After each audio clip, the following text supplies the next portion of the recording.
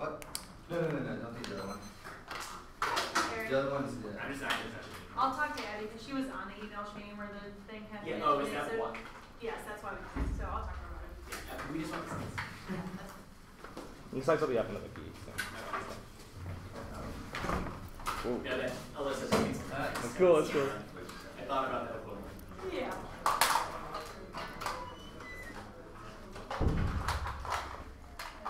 Another lack of preparation question. Does anyone have an extra timer? Yeah, I do. It is. Ooh, it's a GDI timer too. Great. The Gonzaga Debate Institute is one of the most affordable and high quality camps that you can attend. That'll be $50. Put ads in the stream. Okay. Oh, wait. Just tell me when y'all are ready. I got one more thing. Sorry.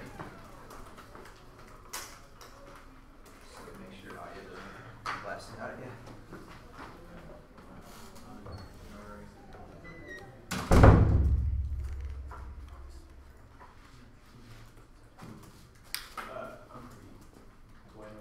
You're all good? Cool. Actually, Okay. Y'all ready? To live in the borderlands means you are neither Hispania, India, Negra, Española, ni Gabaja, eres mestiza, mulata, half-breed, caught in the crossfire between camps while carrying all 5 races on your back, not knowing which side to turn to, run from. To live in the borderlands means knowing that the Indian in you, betrayed for 500 years, is no longer speaking to you, that Mexicans call you rajetas, denying the Anglo inside you is as bad as having been denied the Indian or black. Cuando vives en la frontera, people walk through you, wind steals your voice. You're a brua, brace, scapegoat, forerunner of a new race, half and half, both woman and man, neither, a new gender. To live in the borderlands means you put chile in the borscht, eat whole wheat tortillas, speak Tex-Mex with a Brooklyn accent, be stopped by La Migra at the border checkpoints. Living in the borderlands means you fight hard to resist the gold elixir beckoning from the bottle, the pull of the gun barrel, the rope crushing the hollow of your throat. In the borderlands, you are the battleground where enemies are kin to each other. You are at home, a stranger. The border disputes have been settled, the volley of shots have scattered the truce, you are wounded, lost, snatched, and dead, fighting back. To live in the borderlands means the mill with the razor-white teeth wants to shred off your olive-red skin, crush out the kernel, your heart, pound you, pinch you, roll you out, smelling like white bread but dead. To survive in the borderlands, you must live sin fronteras, be a crossroads.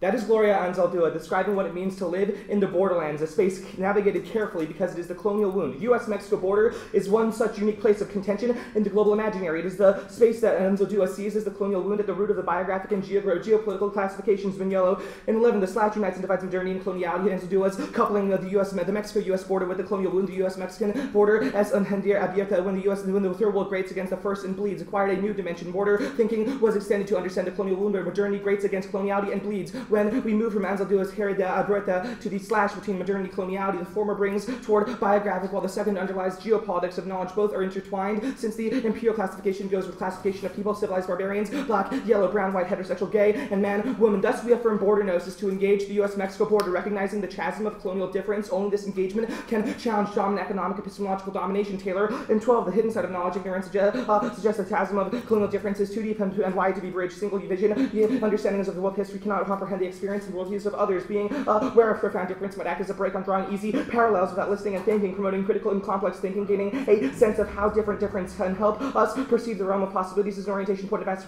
galaxy of difference. The purpose of identifying deep difference is not to label or pin down ideas which are outside the realm of European imagination, rather to accept the chasm that cannot be closed. Such ideas are untranslatable into European languages and regimes of knowledge. Decolonial IR must accept its ignorance and learn what it can learn what it can by studying what is knowledge, reflecting on what is beyond comprehension. The realm of thinking about the international takes place on a pitch ribbon with geo-hierarchies conditioned by coloniality. IR project must foreground the colonial nature of this difference, exposes the injustice that conventional approaches enact in the name of universals, and the chasm of colonial difference is far from absolute. It is spanned every day and often through processes of mestiza. Differences should be viewed as a border zone, a space where new ideas and cosmologies might be imagined. This is on a decolonizing role of the coloniality power is highlighted, which creates awareness of difference, promotes border thinking in between categories and based on experiencing of the experiences of negotiating coloniality modernity to destabilize IR's traditional building blocks border thinking is at the binary intersection of the Americas is particularly acute in its capacity to stabilize conventional thinking, geographic metaphor of many of the boundaries which set out global hierarchies and help to structure IR. Not least of these is the first third world binary embodied at the U.S.-Mexico border and its attendants, whiteness, blackness, and civilization, barbarism shifting from thinking about the border to embrace border thinking, invites us to step on the fence in its checkpoints, consider the U.S. as a profoundly hybrid space, move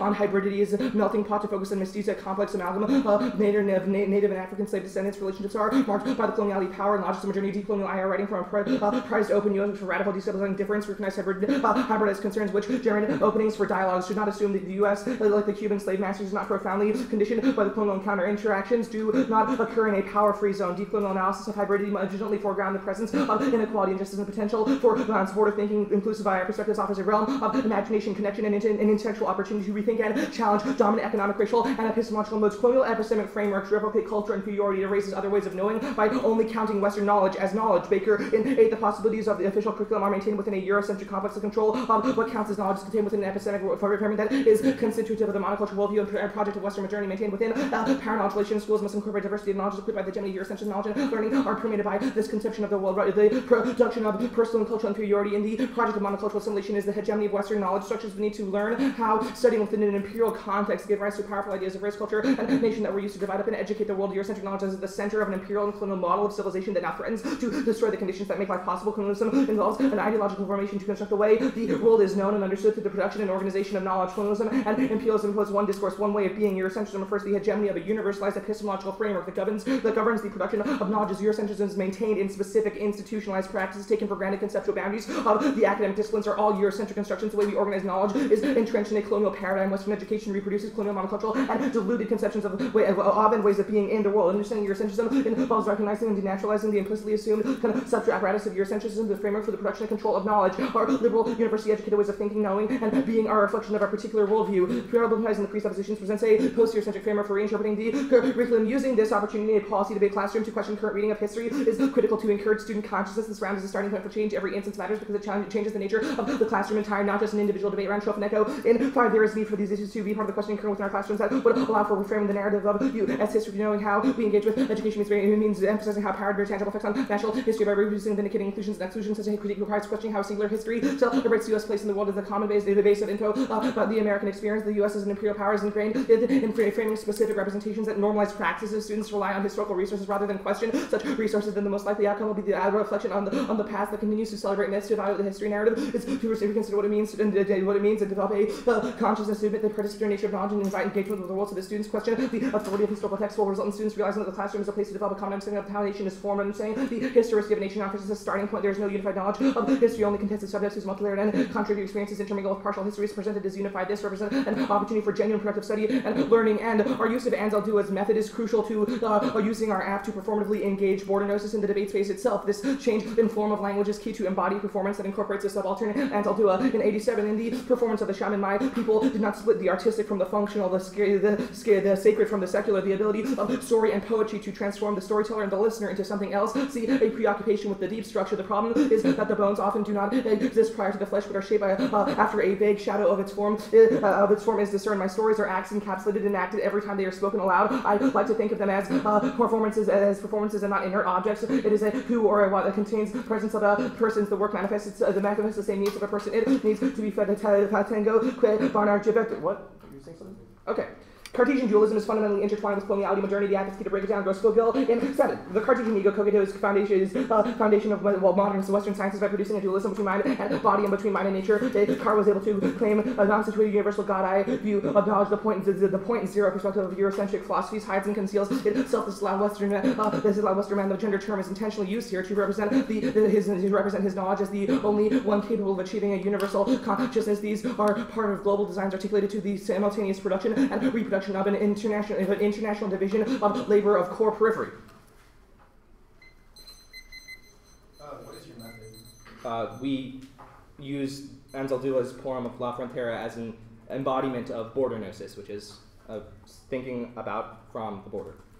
Thinking from the border. About the border from the border. It's a locus point, I guess. Yes. So why did you choose the U.S.-Mexico border as the only border? Anzaldúa, no, the Taylor evidence says it's definitely not the only border, but Why did you choose that one? right, Anzaldúa says that that's the border that she has experienced, and she uses it in the context of La Frontera to describe the borderlands, Yeah, so the space in between. I understand that. Why is her experience one that you should use as a method? Her experience is not a method, but an embodiment of the method of border gnosis. Embody her method. No. Border gnosis is a method. Her La Frontera is an embodiment of doing that, or is an embodiment of that. Embodiment of what? Border gnosis. Which you have explained as the U.S.-Mexico border. My question is, why did you choose that position of the U.S.-Mexico border? Right, because it establishes the colonial wound where the North grates up against the South and the South bleeds. You think that the U.S.-Mexico border is... That is a place of where the first world grates against the second. Coloniality work within debate? So the Baker evidence is pretty specific about this, that it universalizes situated understandings, right? So instead of acknowledging that every knowledge is situated, it treats certain ones as universal. It universalizes situated, what? Situated understandings. Understandings, yeah. So why is it okay to relate the U.S.-Mexico border to what is occurring here in debate? Right, so the Taylor evidence uses the U.S.-Mexico border as an you just I guess said an explanation. Universalizing situated understandings is bad. Why? That's not what we're doing, dude. The Taylor evidence says that it provides a point where the first world grates up against the third or the South, and that where it bleeds. We think that is a place that is emblematic of what occurs when Eurocentric knowledges go up against not Eurocentric knowledges. Why did you change your ethics route? We actually had been working on this version of our affirmative for weeks before the TOC. We didn't have an opportunity where we thought it would be as much of a productive discussion in the prior debates where we read this affirmative, I guess. Okay, so strategy got it. No, actually not. It's about productive discussions. What is the subaltern? It is a positionality of who occupied who owns it. Knowledge production that in the structures of modernity is posed as inferior. How do you make it inferior? Well, modernity makes it inferior. How do you break down modernity in debate? The border gnosis is a method of doing that. You said that you talk about the U.S.-Mexico border. You break down that. How do you break? We don't break down the U.S.-Mexico border. No, that's not our argument, dude. Okay, so then how? Explicitly explain me how the method of the 1EC breaks down colonialism in debate. Yeah, so thinking from the border about the border embraces the idea that there are intersections of knowledge that can't fit within, or not that can't fit within, but that are occluded by Eurocentric knowledge. Buzzword. Can we take 1 second for order? Sure. I have 3 seconds. Oh, okay, that's fine. Some paper. Yeah, please. Should we just write on the board?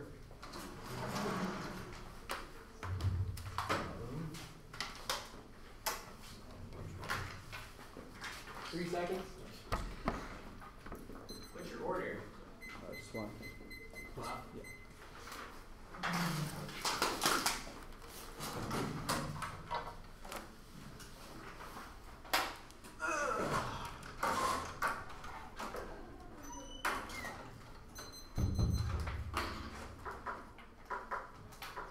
You okay? Okay. Actually, I don't have to. I don't need you to give it to Damien anymore either.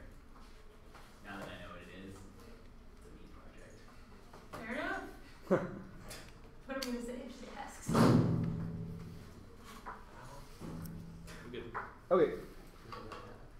The 1AC begins the discussion with colonial engagement. So where does that leave us? Where does that leave me? I find myself forced in the middle of both the subject and the object of economic engagement. I am the subject. As a debater at Damien, I am perceived as a representative of what many see as someone who will be located solely in a tower of privilege. Whether this be a reputation constructed fairly or unfairly, I am understood through my argument choices, my attendance at a private school, and my opportunity to travel to many of the more expensive debate camps.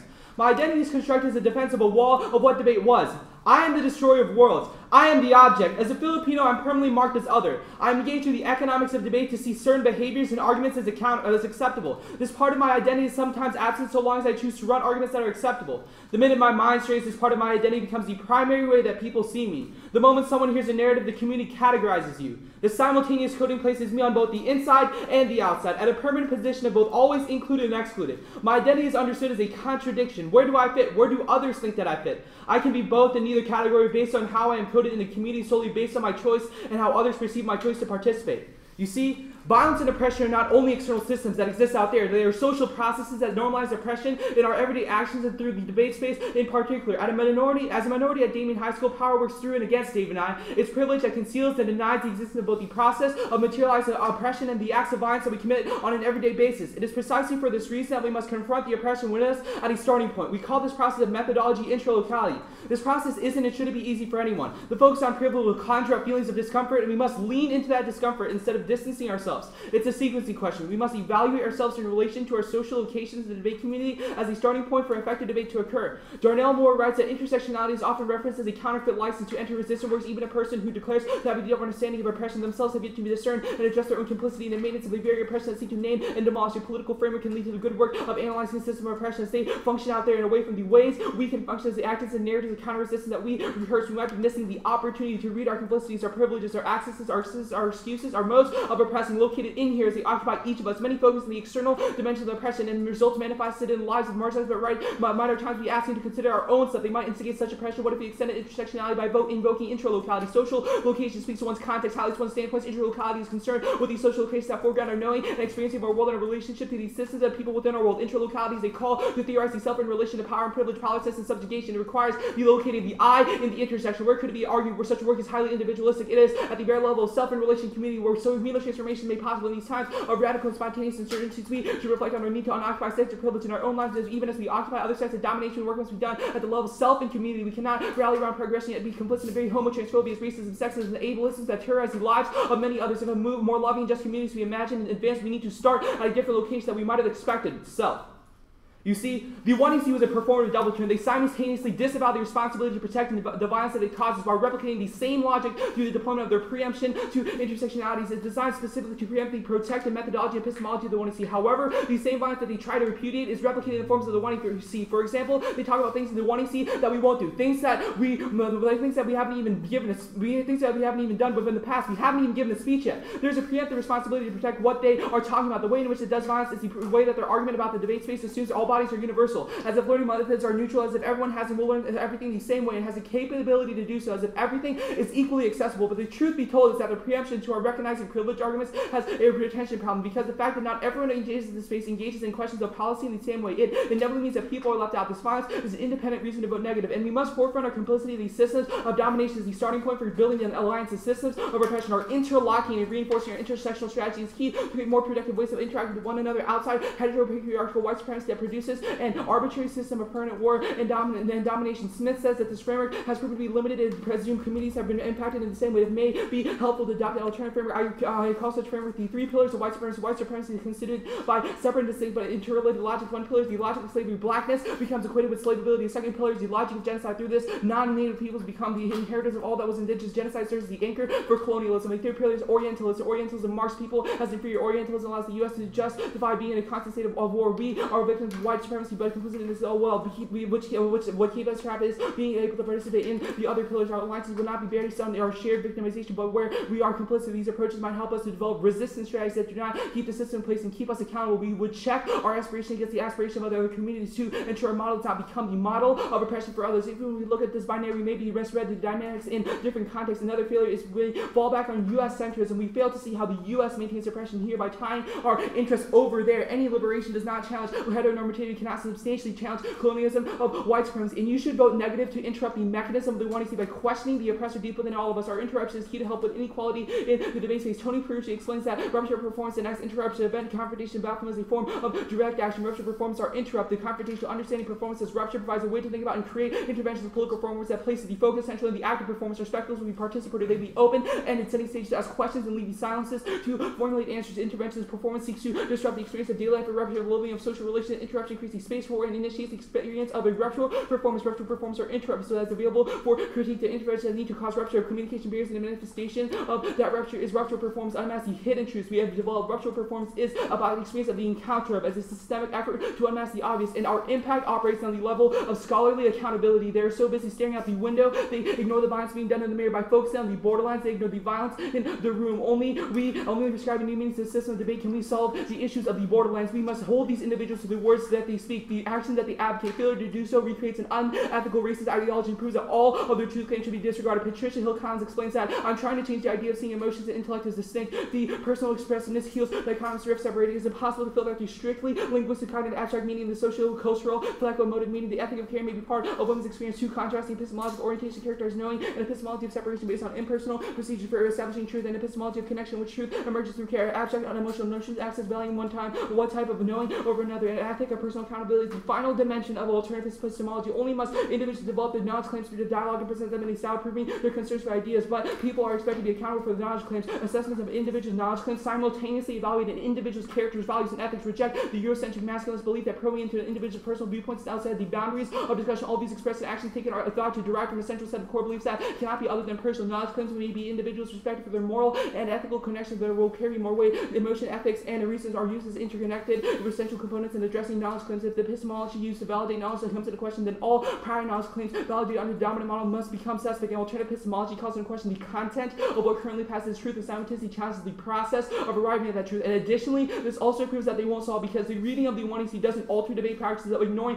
colonial difference between in this space. They are trapped within academia where epistemology is produced to do little to nothing to actually help the people who need it. And the positionality of protest is key to disrupting the function of resistant politics debate. Ender says that beyond referencing particular places in their argument for social change, movements have relied on the rhetoricity of places themselves by holding protest events in meaningful places to create temporary fissures in the dominant meanings of place. Reconstructing the meaning of place even in temporary ways can be a tactical act of resistance alongside attacks that were traditionally associated with protest. Place reconstructing to function rhetorically to challenge dominant meanings and practice in places they perform along with activism, making the possibilities of protest. Rhetoric to turn places a way to examine protest as examination of service, unique heuristic, traditional research on social movements focus on the action of protest through their worlds, or discussion of place in protest shifts attention to how embodied rhetorics of protest are always situations for particular places. Studying how words and bodies interact with place allows us to see social movements rhetoric from a new perspective. The concept of place in protest offer a critical lens which how to ask question relevant to more comprehensive analysis of how place functions along with other rhetorical performances social movement discourse.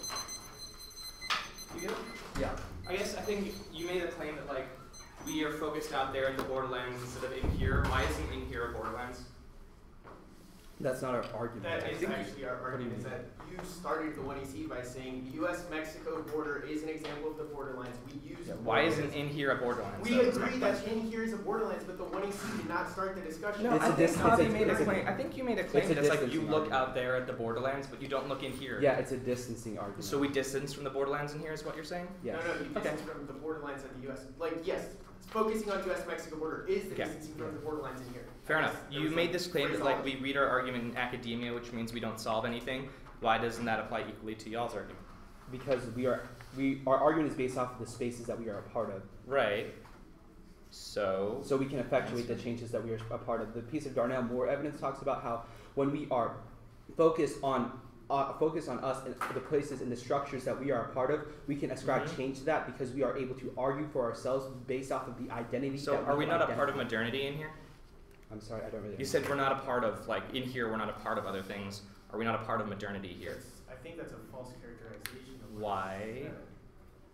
I mean, the thesis of the affirmative is that it focuses on the borderlands. That's like part of our argument. Am I wrong in characterizing affirmative that way? Kind of, but we'll let it slide for a second because I want to answer this question. So how about you explain it to me so I can answer your question effectively? The question was, why isn't in here part of modernity? We agree that the status quo is a form of... I mean in here, not the status quo, like in here, in debate. Yeah, the status quo of debate. The is way modernity. that people interact with each other, the way that there's an exclusion of certain forms of epistemology. Okay. Right? The Atlantic article is talking about how what Rashid does is not quote-unquote scholarly work. I know. Stand in solidarity with that and say that should be approved as scholarship. Organic intellectualism is something that should be favored and rewarded. Okay, I guess that's fair. Why isn't the 1AC an example of that? The 1AC, well, those are the link arguments, right? Okay, explain. Go ahead, Okay, so one of the link arguments is the preemption argument of how you altered your 1AC in order to have a quote-unquote better discussion. But the question that we are positing is why didn't you have this better discussion in other rounds? Okay. And that's one of the link arguments. Another one is the piece of Darnell Moore evidence that I explained above about the whole distancing. Okay. Another. And then the Patricia Hill Collins evidence is more about how when we focus on like the singular focus at the root cause of things, we sometimes ignore other forms of repression.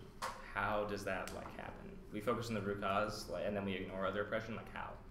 I'm not Because sure when you how. label something as the quote-unquote root cause of everything, then you're going to inevitably ignore some forms of violence. Okay, I mean, I guess that's fair.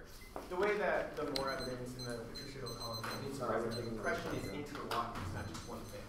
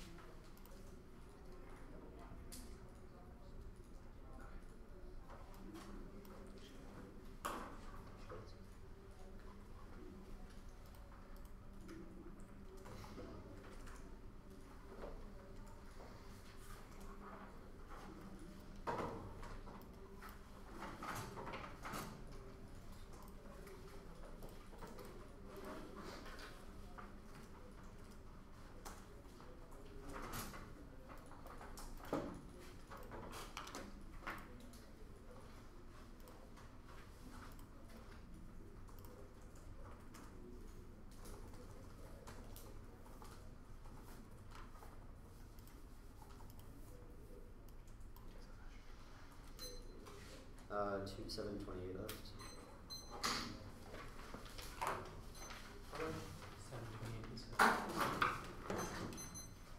You want me to write that on the board here? Yeah.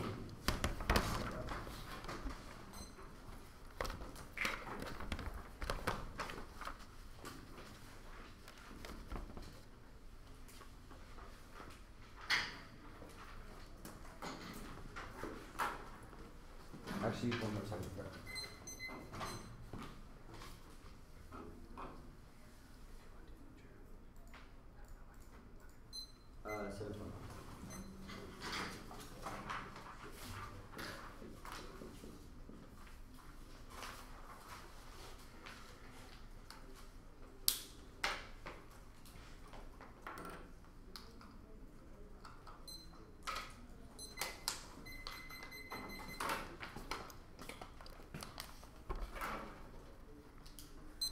Everyone, it's just straight down. Did you give us this speech? Yeah. Oh, wow. Noted. Sorry about that. You do yours well. It's just straight down. Oh, okay. Cool. Awesome. There are a lot of pieces of paper in the debate. I was kind of confused. Okay. Just like starting with where they started, going down.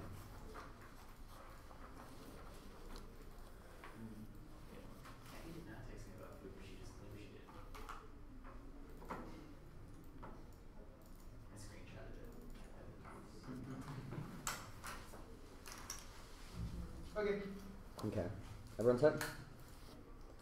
The role of the ballot is to vote for the team that best decolonizes scholarship. This is necessary to take a productive way of reforming the way that knowledge has been produced both in the debate community and outside of it. Permutation do both. We agree that discussing what's going on around us that influences us within the debate community is important, and border gnosis changes that by changing the way that we think within this debate space, but it is also important to think about those beyond our own community. That is a DA to their so focused on the local, never paying attention to how the exterior affects us, and vice versa. Debate may affect us and influence the way that we interact outside, but the outside of debate also influences the way you interact within debate, which means the permutation is necessary in order to be able to resolve that. Their argument about the beginning of the 1AC, how we are in the middle of this subject and the object of different forms of privilege and not privilege, we totally agree with this, and the beginning of the 1AC when Ansel Dua discusses how she finds herself at an intersection of a border is a perfect example of that, and she writes that it is necessary to discuss how we relate to that, and she uses her example for how that is an instance of coloniality rushing up against an intersection of different knowledge productions. For example, we agree that we are privileged white kids from Notre Dame that are lucky enough to be able to travel within the debate community. However, at Notre Dame, a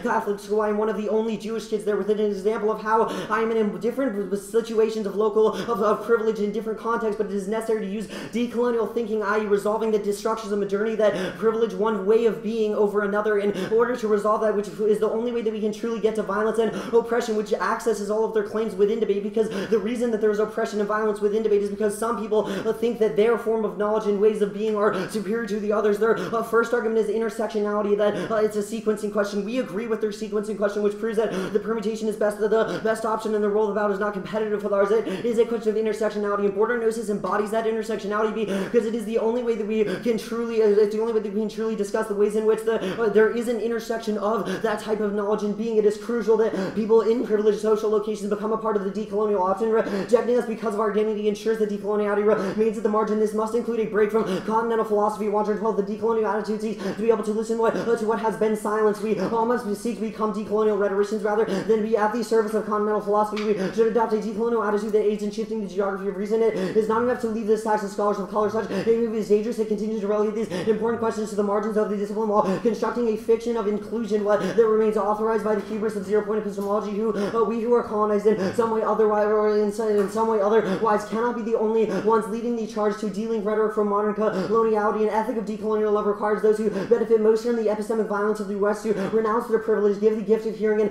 engage in a form of praxis that can more productively negotiate the borderlands between inside and outside. We need not throw out the baby with the bathwater. It is crucial that rhetoricians begin to take the decolonial option seriously if we wish to do more than perpetuate a permanent state of exception that dehumanizes people of color. They will probably make arguments as to why we did not acknowledge our own personal privilege, rather read Ansel Dua. However, the Ansel Dua poem specifically says that her example of coloniality is something that should be used to discuss the way in which the coloniality creates that privilege, and that instance of discussing coloniality is not just an acknowledgement of the way that it affects Ansel Dua, but the way that it affects all of us in all global situations, and speech acts are ongoing. The debate is a dialogue that continues to discuss, and our acknowledgement of our privilege in this example is an example of how we are acknowledging our privilege and being able to move forward. But so was the reading of the poem. They say that the 1AC was a double term because we preach the same kind of logic of intersectionality. There is no first of all, there was no preemption argument. We had been working on this argument and reading Ansel Dua as well as Mignolo and other decolonial authors for a long time without this specific debate in mind. However, if they win that we were some sort of preemption or link to this argument, that proves that there is no link to their critique at large, because it proves that we have changed the way that we are thinking in order to try to approach the debate community in a way that allows for a more open form of dialogue, which answers all of their arguments which answers the majority of the arguments. They read the Smith evidence about intersections of thinking, and we do not link to this argument. The structures of modernity is what generated the justifying genocides, etc., which is what their evidence is talking about. All of their evidence does point out examples of how there were instances in which the genocide, atrocities, etc., occurred and domination happened, but they do not come to the reasons as to why those atrocities occurred. In the first instance, i.e. the structures of modernity, their answer to that argument will probably be their root cause link that they have learned. But we are not a sole focus on the root cause. Rather, we think, i.e. we do not simply think that we should simply discuss coloniality because that will resolve all other instances of violence. Rather, the structures of modernity shape the way that we have each interaction, which means in addition to discussing the specifics of situations, we must understand the way in which coloniality affects us, the way coloniality affects us, their continual discussion of privileges, their discussion of privilege as a reason as to why some instances of inclusion should happen as opposed to other is a link to our argument because it reinforces traditional binary categories of knowledge. The better way to adopt subaltern reason is this to question those traditional divisions Alcoff and 7 epistemic credibility is associated with identity and sometimes determined by it, but more than this subaltern reason must aim to rethink and reconceptualize the stories that have been told and the conceptualization that has been put into place to divide the world between Christians and pagans, civilized and barbarians, modern and pre-modern, developed and undeveloped regions and peoples, especially to the extent such divisions are based on putative cognitive capacity. Such a reconstructive project demands not only a new sociology of knowledge, but also a new normative histology that can correct and improve upon the colonial worldview. They read the Collins argument that this evidence presumes that we draw a distinction between the body and the mind, but that is not the case. Language is embodied. Border gnosis is consistent with this. It's a departure from the Descartes' division of mind and body. That very construction is one of modernity. So avoiding affirmative necessary resolves that distinction, which is the gross focal evidence that we read in the 1AC. Permutation, juxtaposition. You can juxtapose the 1AC with their argument embracing the permutation that combines strategies. You best say you expose fissures within the system. This also means that you should include both our privileges as well as the colonized in your analysis. Alcoff and 7 colonial symbiosis revealing the multiple realities covered by colonial systems, meaning the point is not simply to reveal multiplicity, but to reveal the lines of tension and conflict. The points of contradiction between colonizing and colonizations. Colonial symbiosis require the cracks and fissures where the conflict originates. A description of one side of epistemological divide won't do. We need to be able to see multiple science systems at work and under negotiation and contestation in any given field of meaning. They say that in the field of meaning, the border gnosis changes the way that individuals relate to the meaning, which answers their next argument about how we need to change inequality within debate. Their alternative type of argument that they made at the bottom because it changes the way that inequality occurs because some subject positions are positioned as subject versus object, like the narrative that they position or the discussion that they positioned at the top. That occurs because the structures of coloniality deem one form of being inferior to another, which means that it is necessary to be able to discuss those types of things. Now, we also have a DA to their proclamation that we need to disclaim our privilege at the beginning of that speech. That form of disclaiming our privilege of an identity at the beginning of a speech is an abdication of responsibility. Our more active engagement of these issues is preferable. Lugones and 3, the acknowledgement is a non-interactive one. Theorizing is missing. The initial claims seem to be what there are many ways of being, but we can still theorize it. We acknowledge in some way or other that not being everything we say is true of all. One way of doing this is through the disclaimer. Theories prefaced by disclaimers about the universality of theoretical claims. Nothing indicates that differences has been recognized. The logic of the discourse and emphasizes ignoring differences and acknowledging a singularity of practice, discipline, or construction. The author announces the limits of particular social history. Within these limits of everything seems complete and rounded. The discourse said gently and comfortingly safe from without these limits. The theoretical construction appears dangerous. The responsibility for corrections is left to the reader or the inculcator who is outside these limits, as if the logic of correcting views from outside these limits were clear. Disclaimer just serves as an announcement that the author will not accept responsibility for the effects of particular history on others. They say that we ignore the violence within this room. We don't. The borderlands is this room, as well as instances of the Mexico border. That was just an example of one instance of the Mexico border, not ignoring it completely.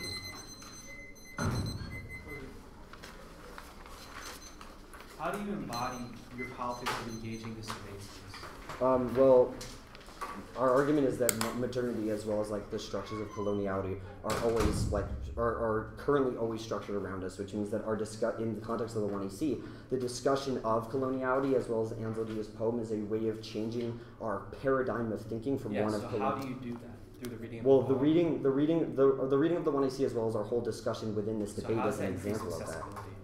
Well, our argument is the reason why exclusion happens is because groups that are doing the excluding view themselves or think that they are superior to the groups that they are excluding. Why did you choose to have the example of the U.S.-Mexico border? Because in decolonial writing, like maybe Miolo and Ansel were talking about, that is an example that they've posited to demonstrate the way that colonial thinking affects people at intersections of identities, knowledges. Borderlands? Of course. So and our Taylor evidence comes to grips with that and says that there are multiple borderlands, and the reading of the 1AC doesn't disprove or negate that in any way. Rather, that is one example to illustrate. Way of, trying your way to talk about the topic. Sorry, I missed the beginning of your question. It's just a way of trying to talk about the topic a little bit.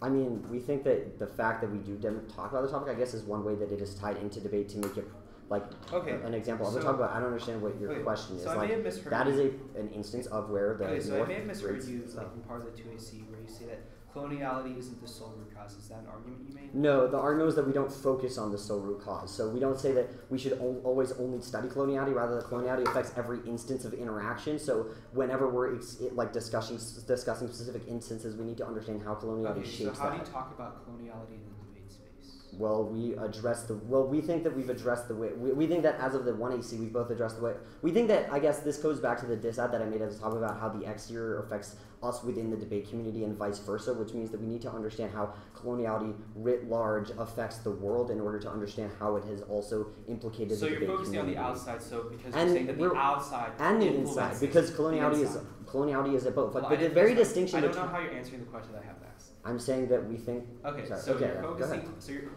is part of your argument that focusing on the outside influences the inside. Well, we think that is true as well as conversely so. So we should do both.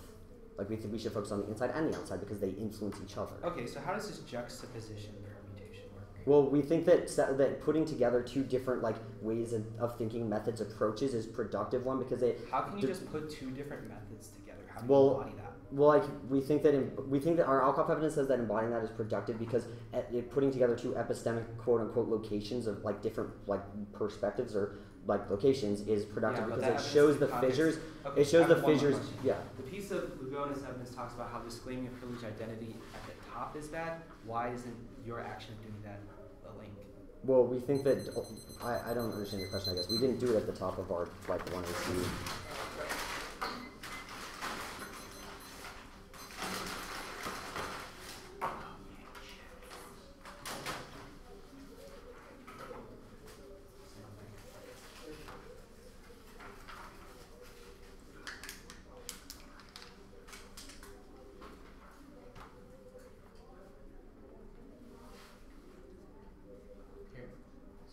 Is there like two permutations or like Yeah, different different terms.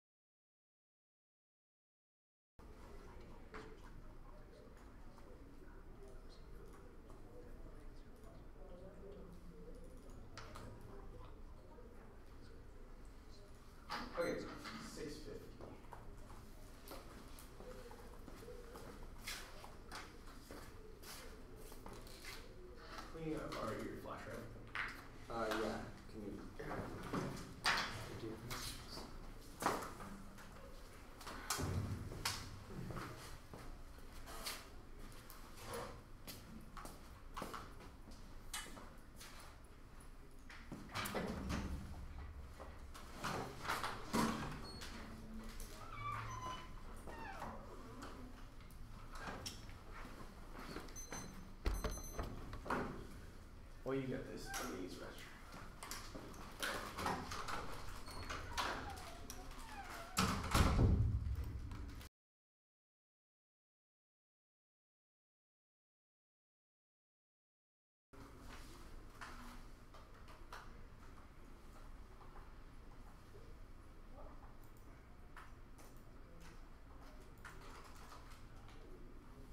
Do you need it? I'll need it for 1 hour. Thanks.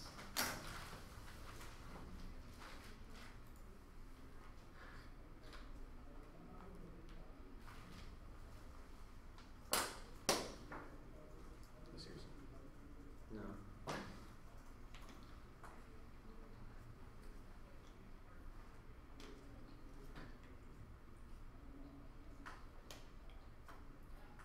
A very specific process for eating our butter. Okay. So, I won't question it. probably not.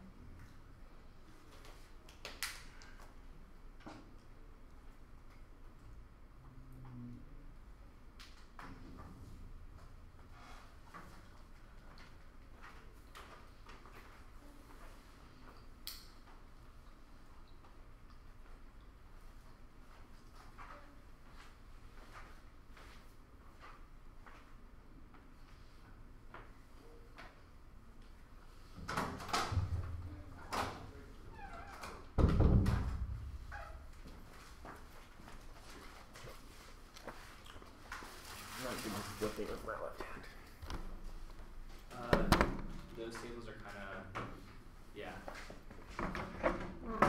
You should use a different desk.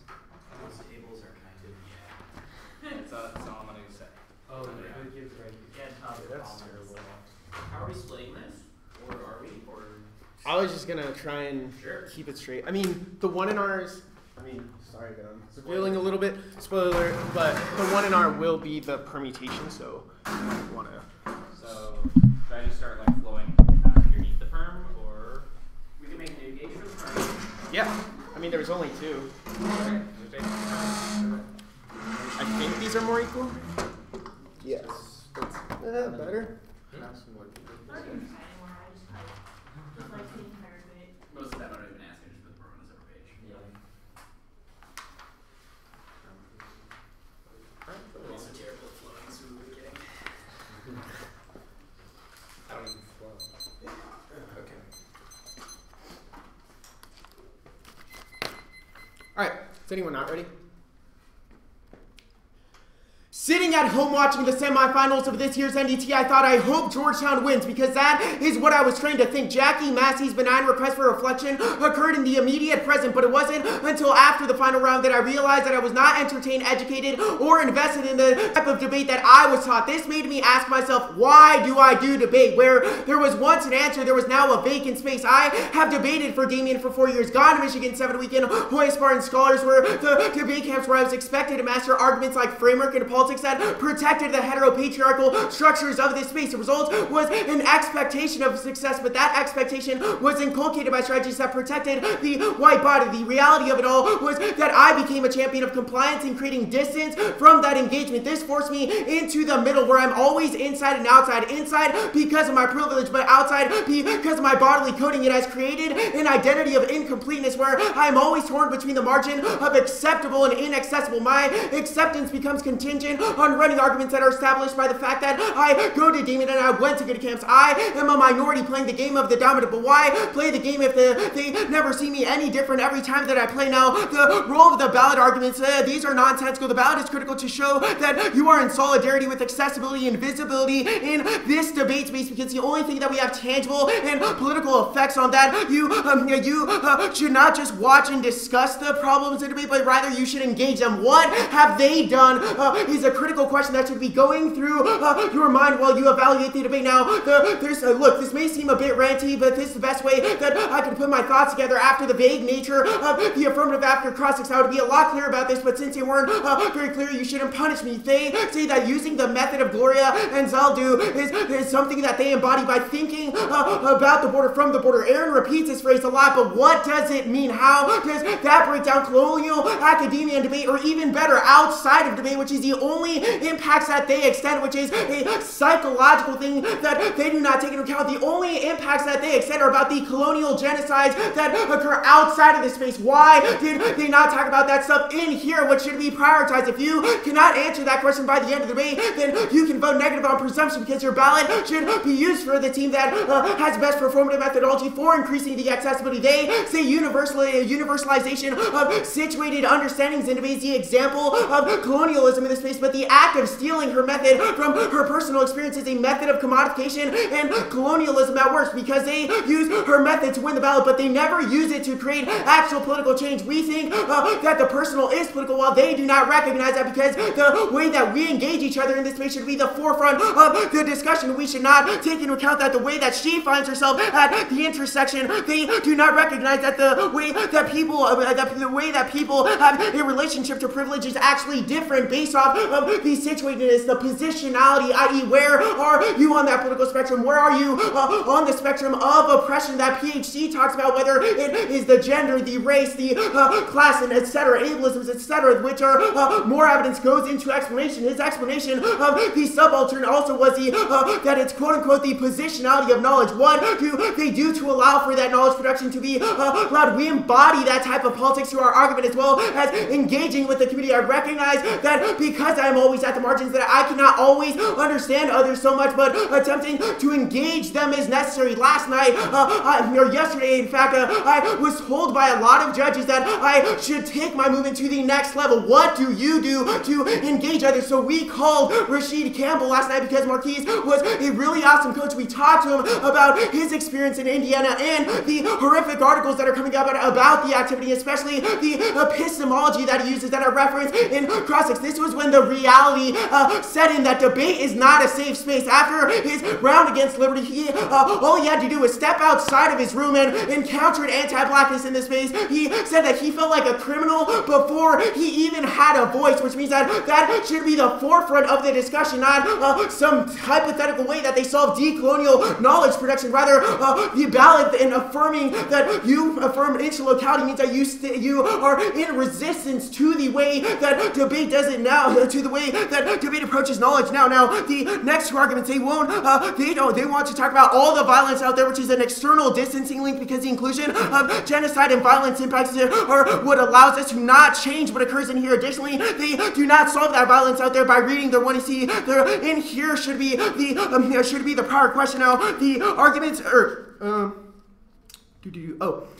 they say that their discussion, that they lead to a discussion. The evidence that they read on this indicates that they are actually the ones that cause the fiction of inclusion, because their evidence talking about how they only lead to a discussion. That discussion is not far enough. They do not raise the level of their political engagement. They say that the poems are an example of sufficiency, but this is a link to the singular axis, because not everyone's theory is the same. The identifier of oppression changes based on how people experience whiteness. Their method ignores that there are interlocking forms of oppression, which means that their resistance strategy is actually complicit within whiteness, because it reinscribes that which they want to tear down. Here is a quote from their own evidence, which proves that we turn the app, but it doesn't turn the K. This is their Taylor evidence from the 1AC. Quote, single vision understanding of world history cannot comprehend the experience and worldviews of others.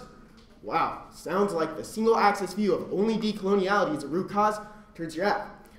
Only intersectionality solves, because we recognize that there is no monolithic factor that causes all of oppression, but rather that oppression can be evaluated on different levels, such as that of race, gender, privilege, sexuality, ableism, etc. The point of intersectionality is that creating a universal method creates an exclusionary system where some members benefit while others are excluded. We think that there are different coalitions that need to be formed in order to counter those different modes of oppression. Their focus on creating that uniform praxis is exactly what bankrupts our methodology. Now, the arguments about the discussion of privileges, the link, we are intersectional politics, which I just explained why that is sufficient to solve. Now, he goes on to say that PhD is about the mind and body. Claiming that your interpretation of PhD is correct is a colonial method of dictating what type of scholarship is sufficient enough to get to the level that they are talking about, which is the exact thing that happens now that we do not allow for new forms of academia and think that those forms of scholarship are not legitimate, which is a turn to their their form of debating. Now they say that disclaiming the privilege equals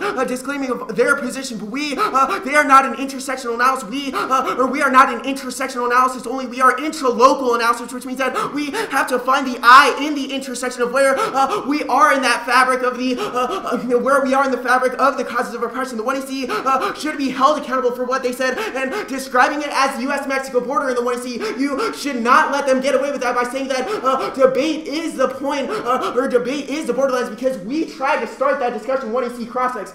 The 1AC did not start with the debate space. They should be held accountable for that. Do you have time to read cards, Avi? Because there's no way I'm getting to this card. Okay, he's going to read cards later.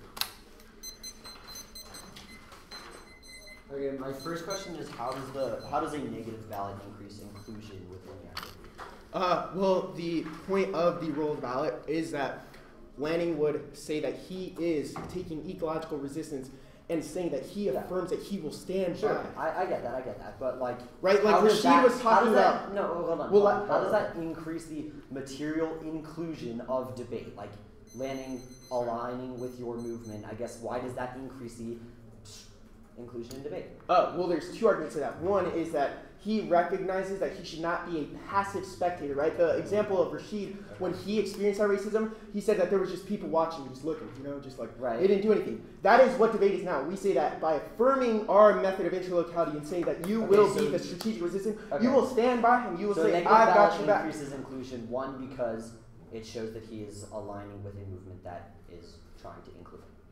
Is that what you're saying? Part of. Okay, what's the second? The second part is the performance of engaging with others, right? The fact that we are engaging with people. So that makes sense. 6 months ago, I would have never ever thought about this, but it wasn't until that. I have two questions then. I guess one question really, why are both of those something that he cannot do by voting affirmative? Like, why can't that be We have proved that the method of the 1AC does not allow. So why did the method of the 1AC prevent inclusion in the community or engagement? Two link arguments. One was the distancing link, right? If you talk out there, there's never a way to discuss what's in here. How do you solve all the stuff in here? Why can we only focus on what's in here? Our argument is that the personal is political, and what we do in here matters before we do what's out there. Okay. Does that make sense? You started both. It's like sequencing. Like you are at borderlands over there, fixing here. We are like in here for out there. You started both your speeches out with professing the way that your identity has shaped you. I guess I'm wondering why is that important?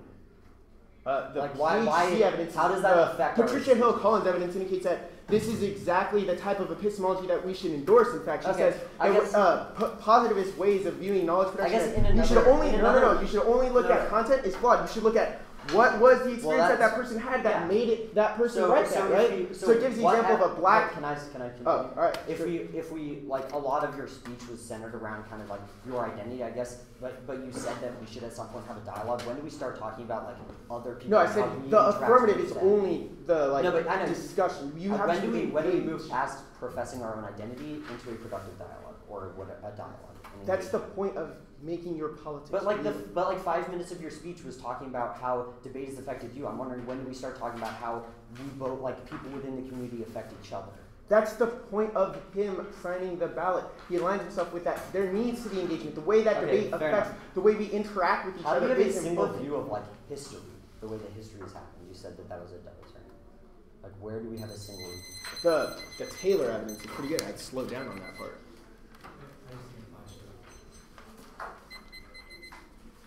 I assume it's the Perm page.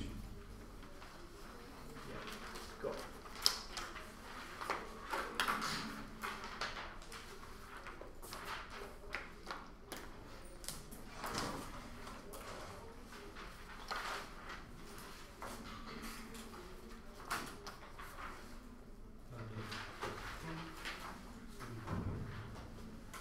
Did you say we don't drop off? Oh, again.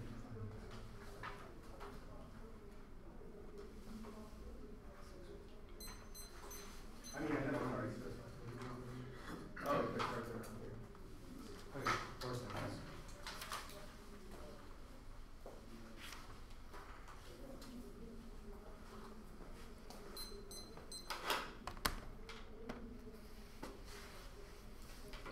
So is one of the cards in the 2NC doc? Yeah, it's in the 2NC doc.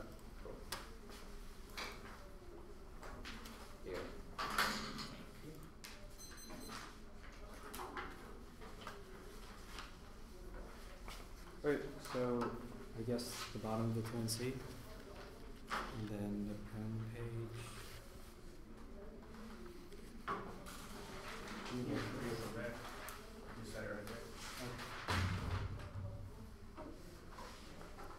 Do you need a flash drive, David? No. Right. Fair enough. Okay. Sorry about that. Everyone good?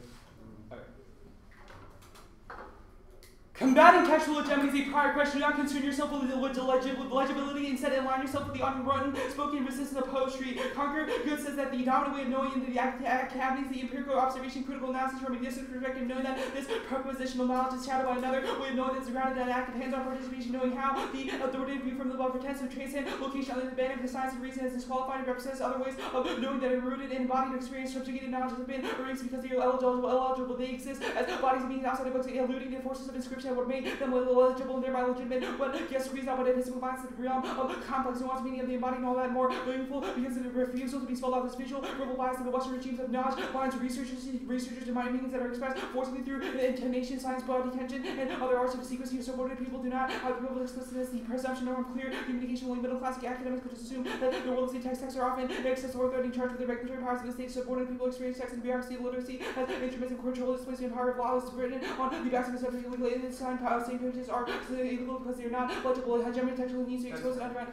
Mark undermine. And fearless permutation, the debate of permutation cannot solve any of the links to because the affirmative is included within the permutation. The more is a dissented permutation using interlocality more model as a monopolical framework creates a trade-off with confronting one's privilege. In the permutation example of colonialism had work making a conscious decision to do something and to not receive the backlash and mask over it by making it look straighter. Not this time. The performance corrupts the content. The way that they go about debate is bad and recreates heteropatriarchal white power structures. Accountability through the ballot is key, which was the cons evidence. The permutation is a footnote and purely reactionary. The wanting C are distinct starting points. You must first recognize your complicity with a system of white supremacy both outside and inside the space of knowledge production. You cannot permute starting points. They started from the point A. We start from point B. Impossible to start at two different places. Severance is the voting issue because this is the manifestation of privilege when they get to cherry pick what parts they defend, hold them accountable even if they win. Our methodologies aren't mutually exclusive. They can't prove the permutation resolves the links because they haven't done anything about the debate space because they have a focus on the outside, which is the link that we're probably going to go for. And the permutation can't solve because they didn't create a rupture. They can see that form influences the content, and they can't just talk about the permutation. Saying do your permutation, do both is easy because next round you get to talk about what you want. The real struggle is embodiment. Undoing privilege is about process over product. We must be self-reflexive as a means of disabling our privilege. The privilege most of viewing the world. Its internal link turns their form of the debate because privilege warps and distorts our interaction with others. Nancy says that I can shed existential conversion in relation to whiteness as a constant affirmation, self-reflexive moments that attempted to stabilize for years and habituated white normative practice. Existential conversion must involve a self-reflexive way of being in the world where the newcomer continues to accept the project distinction between privilege and cognizant. Privilege evasive white script proves that the newcomer must constantly reaffirm her commitment to enacting privilege cognizant white script. She must remain cognizant of the ways in which she is privileged. If race is considered the repetition of acts, then whites must be engaged in the countersize sedentary act of the anti-whitely acts. Contesting whiteness means living in constant struggle as a process. Whiteness occludes other voices from speaking and other bodies from being. This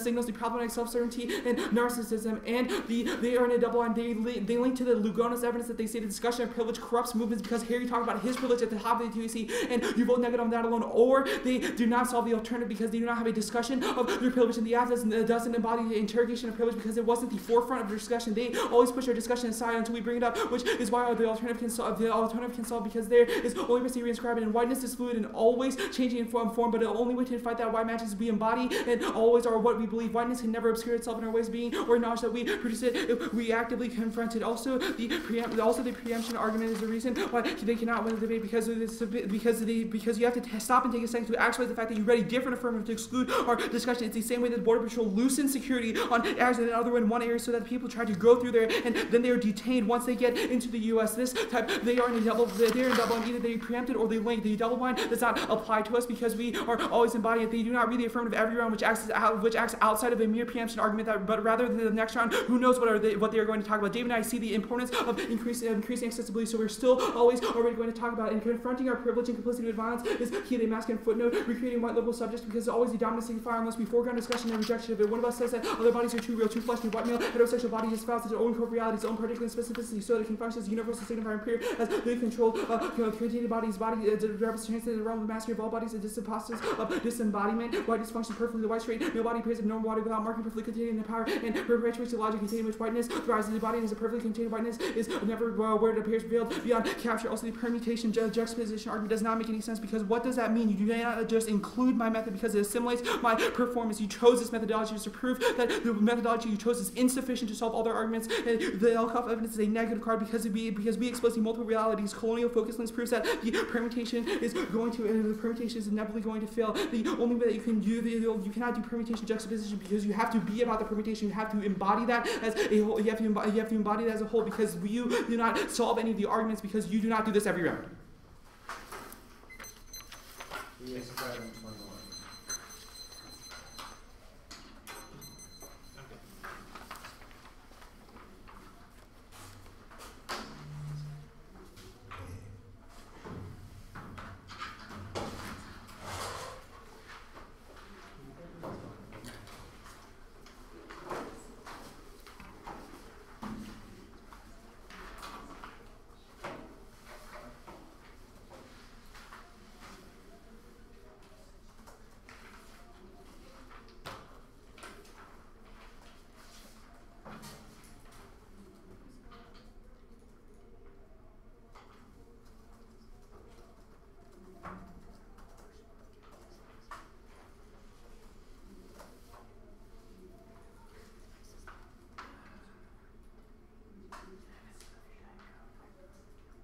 Yeah, I'm actually gonna go get another one soon. You want me to get one?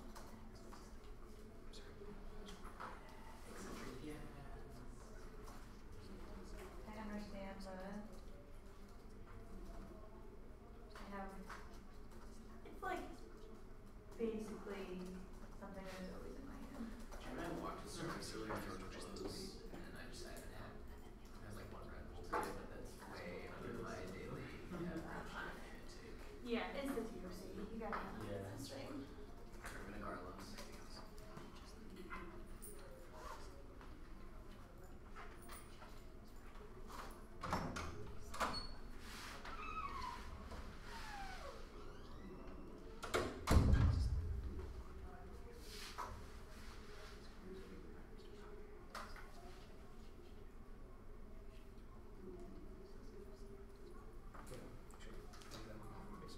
Yeah, Okay, we used a minute 56. I have 526. Yeah, I had 528. 528. It's going to be basically permutation then 2NC. Sure.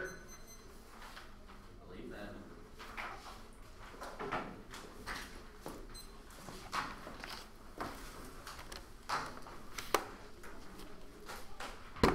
This is a 5-minute speech. I mean, we'll take. I mean, we'll take more if you want it.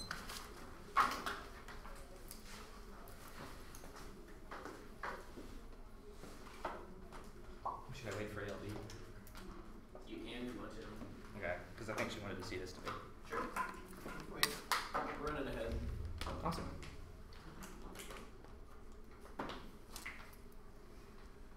The viewers at home, remember the GDI is an affordable and excellent staff members that are willing to teach you in every style of debate.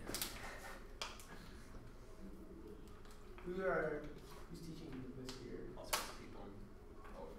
Any ideas of the? I'm guest lecturing, so I'm not leading a lab, Oh, but okay. I'm going to be giving a lecture every day and then going to all of the labs. Oh, So I'm that very sounds like a excited. sweet position. I'm really excited for that. Did you like talk about what you want to talk about, or? Got plans. Yeah, Jackie Massey did the same thing at Michigan this summer. It was pretty cool. I am giving a lecture every morning at 9, so that'll be great.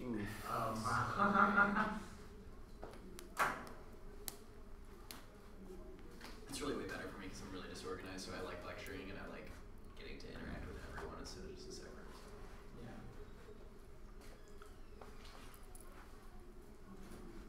I love lectures when I was at camp, but something about like doing a lecture every morning after a while it's I never get tired of hearing myself talk. Today's lecture is on narcissism.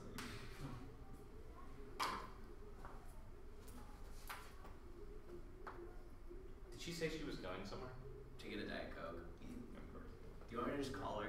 That would work. Aaron's about to drop everything in the one ear. Or Aaron just dropped it. I'm going to tell her that there's an emergency and she has to Just like run through the or cross section.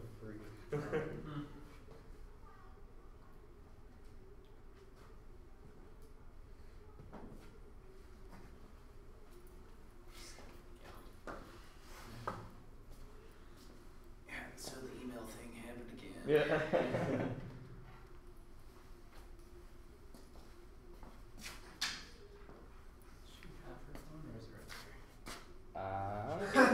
She's like calling her and exposing me there.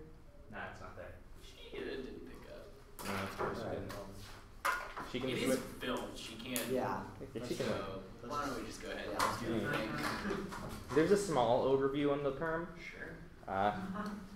So I'll just do me and you can do you. Hold on 1 second. Hey, Ah. did you want us to wait for you? Okay.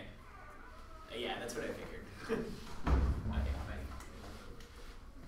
We're good? Watching the stream. Alright. Good. I think he's about to dip. Yeah, I'm just looking, come on. Ooh, don't want to forget that.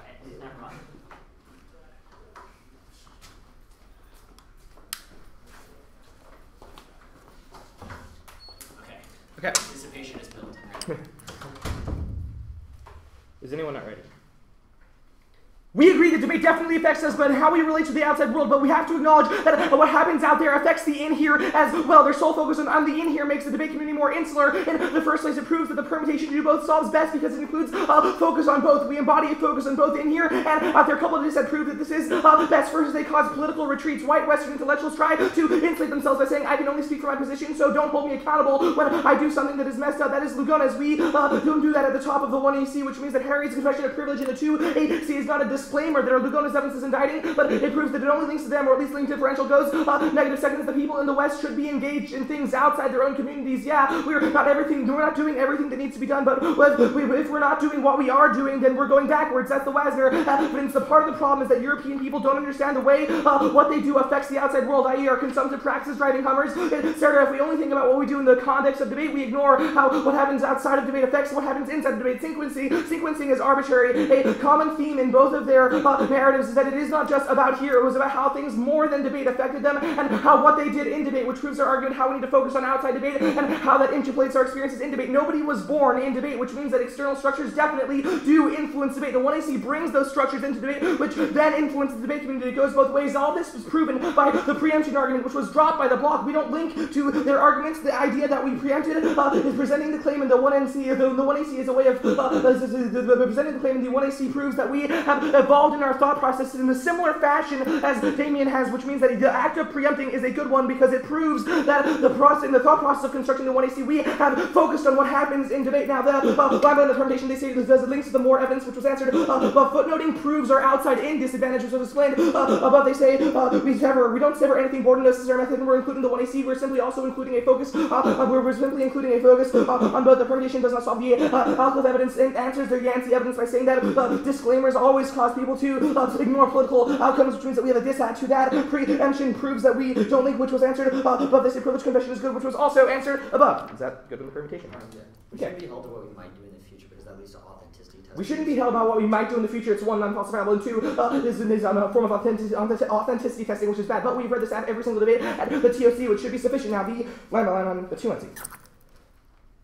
All the arguments about being in the middle are proven by our border gnosis arguments that bodies are always already in the middle. The question is, we need to shift from Eurocentrism, which is a universal standpoint, to a form of multiplicity of locus points, which is what border gnosis is, which is the Taylor evidence. They say the Val shows who does the Val shows who would be best open to the debates. They see colonization of knowledge is the best way to do this. Our Baker evidence indicates that forms of knowledge considered non-traditional by Eurocentrism are excluded and are said to be bad because of Eurocentrism, because it assumes that only one form of knowledge is good, which means that yes, while which means that all there are, which means that we solve this argument even if we do not, even if the method is mutually exclusive. They say embracing a multiplicity of locus points is sufficient to resolve their impacts. Our Taylor evidence describes that the process as when it opens up to difference, which means that we solve the impact. They have definitely complicated. Now the arguments for how the outside affects the inside. We were implicated in through researching this affirmative that things like the U.S.-Mexican war earlier on in the genocide that goes on at the border is structures external to debate that have influenced the content of debate itself. Debate is not insular in the fact that we are debating about things outside of us and how the process of researching things outside of us influences how we debate in this space, which proves that the process of researching the 1AC proves that outside structures affect inside structures. We do not steal Ansel Dula's argument here. She reads, we read a card from her that says that she wants people to read this poetry, to read her poetry to understand how different bodies are implicated in different spaces. They say that, they say that, where we are on the spectrum, bordernosis proves that our argument, we embody bordernosis because we do not agree in homogenization. We are an embracement of heterogeneity in the sense that there are a multiplicity of locus points, and that is what bordernosis says. It shifts the locus of enunciation to one on the border where there are intersection points, and that's the Taylor evidence feed. They say, they talk about George and Rashid, the people who are dissing them are using Eurocentric logic to explain what modes of politics are beneficial, i.e. only my form of politics is good, therefore you should do my politics, is what people who are dissing the NDT are talking about. This proves our argument of breaking down Eurocentrism is necessary. Bordernosis is a resistance in the same way that their thing is a resistance. Distancing is, which is solved by the permutation, which I explained, but we don't ignore difference. Their Taylor quote proves that we agree, but modernity is the lens that the white gaze uses to oppress other bodies because they are not viewed as normative and therefore can be excluded because one form of knowledge is hegemonic. The affirmative is key to break that down by embracing a multiplicity of locus points. I have no idea why they don't link to the dictating argument just as hard as we do. Debate is a borderlands. We agree, and we brought up that discussion in the 1AC. We brought up that discussion in the 1AC. The Taylor evidence does not say that simply the U.S.-Mexico border is the only border, but that there are many borders. There are too many to talk about because everyone is a border. Again? Yep.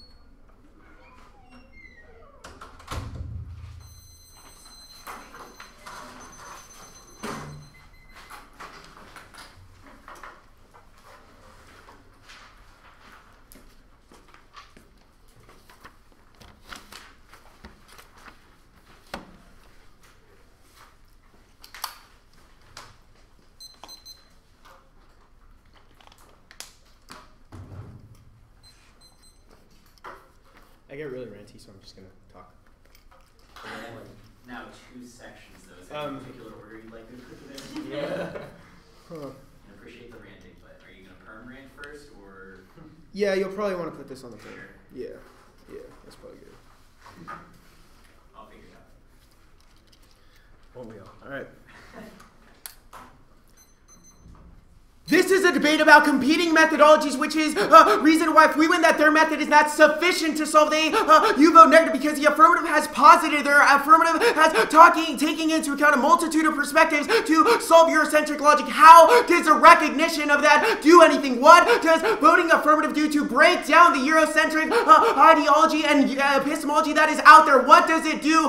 If you cannot answer that question by the end of the debate, then you cannot vote affirmative because they cannot actually break down those structures of decolonial thought, which means that you should not even give their impacts any credence, which is why only the alternative solves the case. Interlocality recognizes and agrees with the multitude approach, but disagrees with the way you go about it, which is just as important as the content that you are talking about. The approach, because you do not change the way that you engage, and you do not embody any of this. Why did you read a new affirmative against us? If it was that you actually believe in this argument, why didn't you read this the entirety of the 1C? Why was it that when you hit us, you change the mechanism that you discuss this this affirmative? Interlocality recognizes that we actively have to live this day in and day out, and we actually have to engage others in this space for it to actually cause any change. What do they do to engage people, to change the way that people approach academia in this space? Our roll of the battle argument is that you should line yourself in solidarity with access and visibility, that you will not just be that spectator of the people that just watch Rashid being harassed in India, but rather you will be in solidarity with him so that you will not allow for that to occur, which is just in time with the Eurocentric type of academia in the Atlantic article that he explained to us in the phone call last night, that the way that it's portrayed does not actually ignores that the way he comes about his knowledge production is embodied by himself, which is why we should give that type of scholarship credence and we should validate it, because we should allow for that type of organic intellectualism.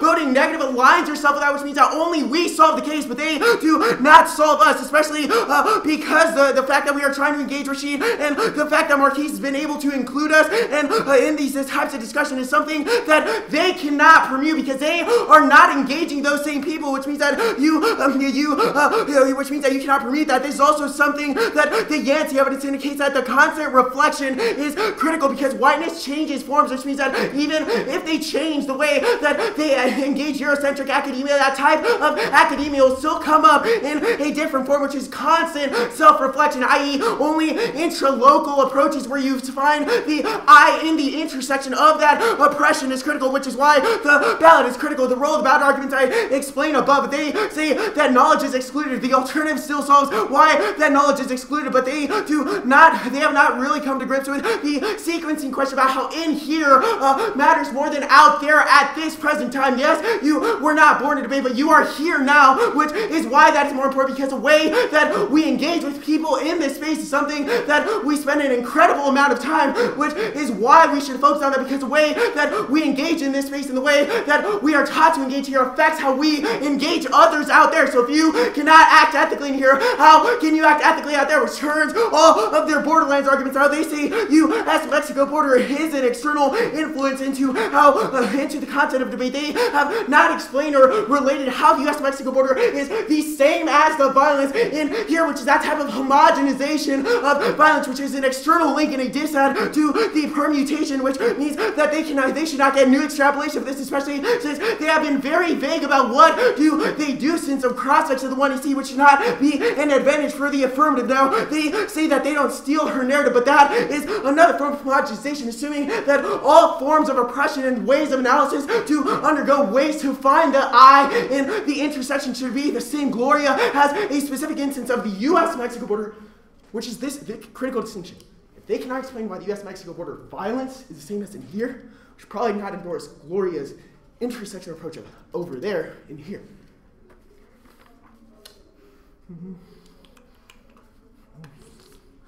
Oh, they say that their resistance strategy to that is not the level of the alternative because they do not find themselves, i.e. the self-reflexivity arguments from the anti-argument, which means that their resistance is not the form of engagement that the alternative calls for, which is the next step, i.e. the rupture that they're trying to create within engagement. Look, the alternatives are prerequisites to solve the case. If you solve the entirety of the case with the alternative, all you need to do is win the risk of a link. We have multiple links. Homogenization is bad. Violence in this space is real. This comes before everything out there.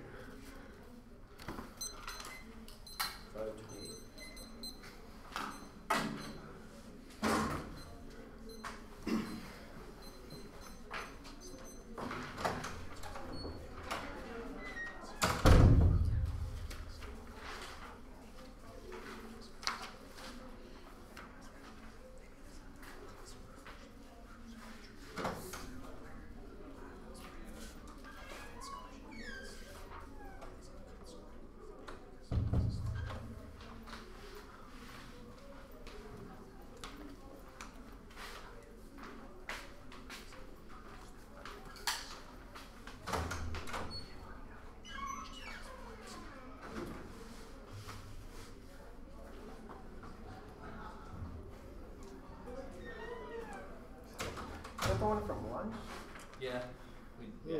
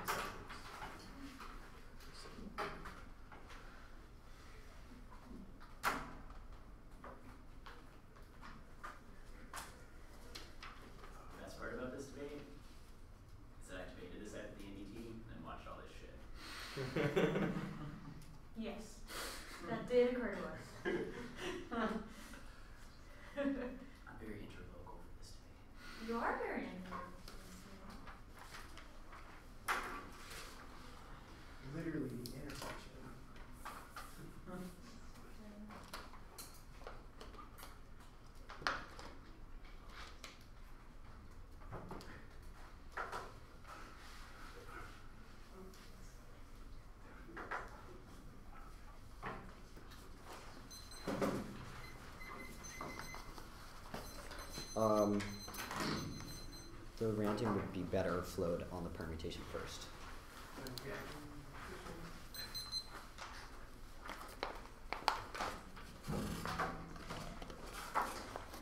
Everyone ready?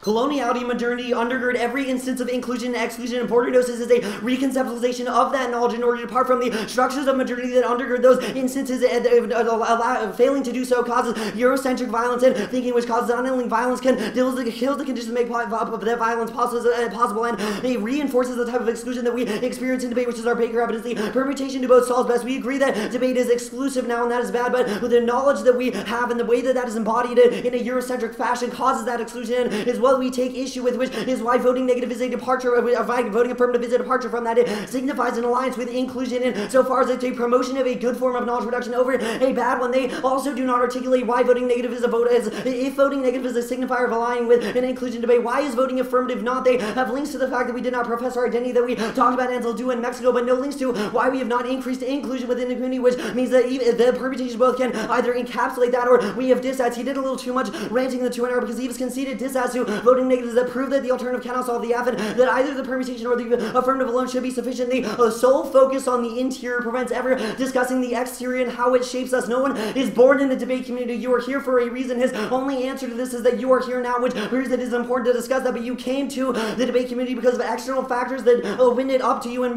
proved that it was a good place to be. In the permutation to both solves their profession of identity arguments, and the fact that you are here now because it allows us to discuss the way that that our knowledge production affects those outside of the community as well as those within it, because it is why the Atlantic article is written, that Eurocentric knowledge production that allowed the white gaze and knowledge production to be hidden within that type of literature. Their methodology, he says that it's a competing methodology. If the half is insufficient, vote negative. The affirmative is sufficient. The permutation is a recognition that our methodologies are compatible, and so far as we are also aligning with a movement that allows more inclusion. They did not extend a link argument that we have to profess our identity at the beginning of the 1AC, but even if they did, we've impacted on that with the Lugones argument that they conceded, because simply professing our identity at the beginning of each speak deck means that the writer and the author, whoever is professing their identity, never actually engages in real substance, which in turn link turns all of their engagement arguments, because it means that we never move on from discussing our own identity. They've also conceded that the way that they open the 1NC as well as the 2NC to not only discuss the way that debate has affected them, but also have external structures like ethnicity, like the school that they go to affects who they are, and how they have brought that into the debate community, and it's affected the way the debate community is structured, and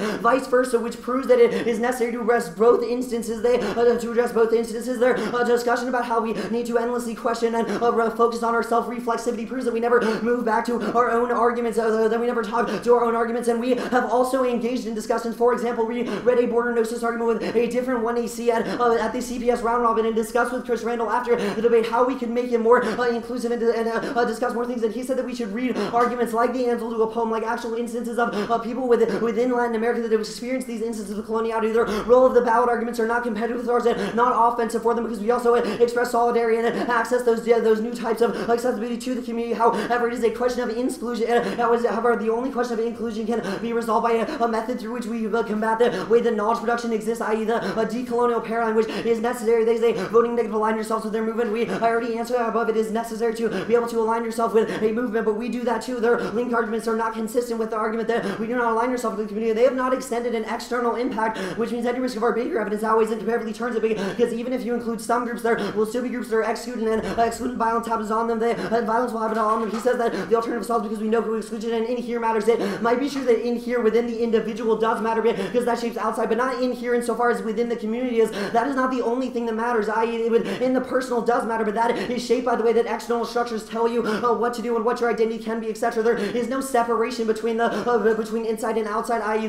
things are always constantly influencing each other, but they're so focused on the way that the debate community structures prevents ever actually happening. We are not vague. We've said through the entire debate that coloniality and what coloniality and modernity are, and the bordergnosis is a way of reconceptualizing that knowledge so that no knowledge is inferior to another, which is why exclusion is allowed to happen. We also do not link to any of their homogenization arguments, because we say the modernity undergirds the way the structures exist, but not that coloniality is the only thing to talk about, i.e. we should discuss contingencies and the way that different violence occurs, but notice that the fact that coloniality exists and occurs, it always happens. The alternative is not a prerequisite to the affirmative I did above, which any risk of link should not be sufficient reason to vote affirmative. because the permutations both can overcome those instances of being bad. They have conceded that the reasoning of Angelo Duo was a productive one insofar as it allows recognition of the fact that our identities are always constantly at a crossroad. We are always stuck between the fact that we are in a minority, for example, being a Jewish person at Notre Dame, which is a predominantly Catholic school, is an intersection of that identity, and it is necessary to be able to combat that. Even if you think that their arguments about exclusion are true and that they are persuasive in the context of the debate community, there is no link to a reason why voting affirmative and aligning yourself with a movement that promotes a better form of reconceptualization of knowledge production is exclusive with that or that.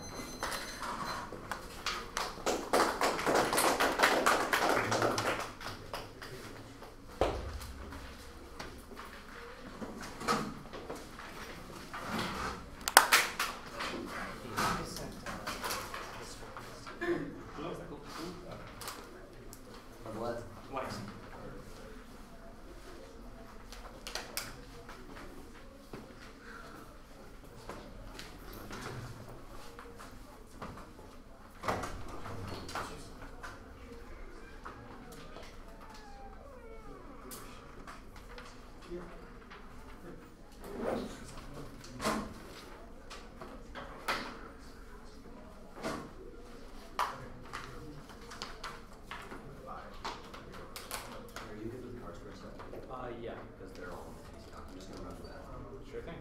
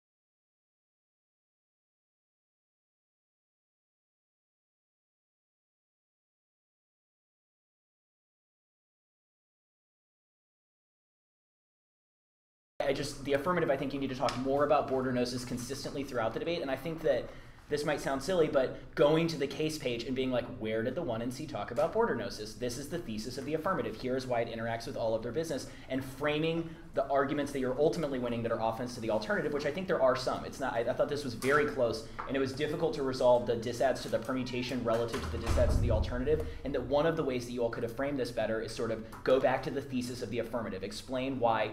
And this is an argument that I understood a little bit in cross-ex and a little bit in the 2AC, but then never again from the affirmative, which is that if modernity and coloniality structure everything, then we are ourselves structured by it, and so it is obviously interlocal.